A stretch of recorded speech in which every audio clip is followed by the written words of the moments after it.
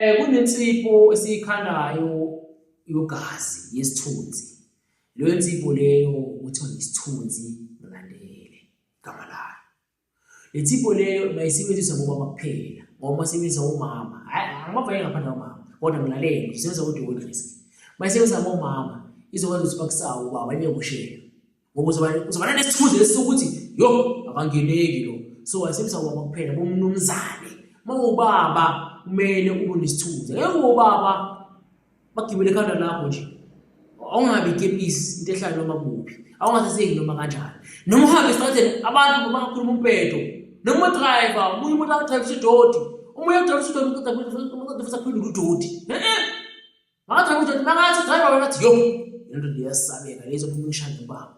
Axolisa hambe. Yebona indaba. Mawubaba bonakala mawuvela. Abantwana bakho bakuthande, bangakusabi kodwa bangakudeleli futhi. Mawubaba benesithunzi, bonakala ukuthi uyindoda. Kubalulekile ukuthi umuntu ube nesithunzi. Noma ngabe ufika kuphi, awungadolela ngamanye amadoda ne.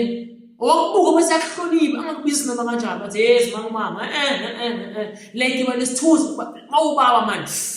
Nkosi yami. Bonakala ukuthi ubaba, igama lithi baba nalathi uzubisho ukuthini. Nalazi lichaza ukuthi ngiyababa. Baba man mawubaba. Ungabe ubaba nje ngegama man. Iba nesithunzi, uhlonipheke.